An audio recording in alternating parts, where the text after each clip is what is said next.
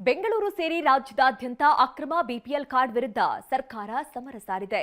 ಬೆಂಗಳೂರಲ್ಲೂ ಸಾವಿರಾರು ಬಿಪಿಎಲ್ ಕಾರ್ಡ್ಗಳ ಪರಿಷ್ಕರಣೆಯಾಗಿದೆ. ಇದೇ ಕೆಲ ಕುಟುಂಬಗಳ ನೋವಿಗೆ ಕಾರಣವಾಗಿದೆ.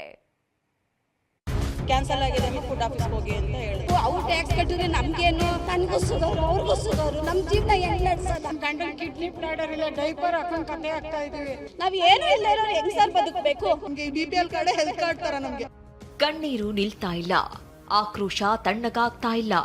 ಕೆಲವರಂತೂ ಕಾದು ಕಾದು ಕುಸಿತಾ ಇದ್ದಾರೆ. ಇವರ ಆತಂಕಕ್ಕೆ ಕಾರಣವಾಗಿರೋದು ಬಿಪಿಎಲ್ ಕಾರ್ಡ್. ರಾಜಧಾನಿ ಬೆಂಗಳೂರಲ್ಲಿ ಲಕ್ಷಾಂತರ ಬಿಪಿಎಲ್ ಕಾರ್ಡ್ ರದ್ದಾಗೋ ಸಾಧ್ಯತೆ ಇದೆ.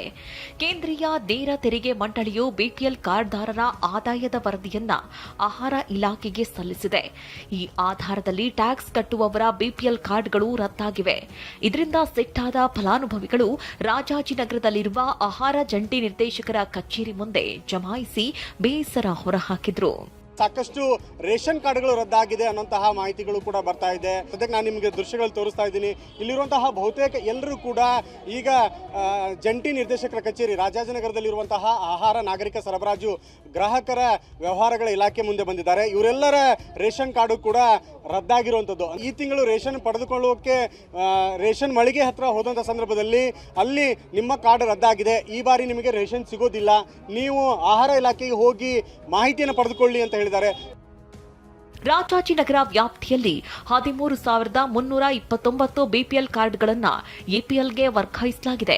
ಕಳೆದ ತಿಂಗಳು ರೇಷನ್ ಸಿಕ್ಕಿತ್ತು, ಈ ತಿಂಗಳು ಸಿಕ್ಕಿಲ್ಲ ಅಂತ ಪಡಿತದಾರರು ಗೋಳು ತೋಡ್ಕೊಂಡ್ರು.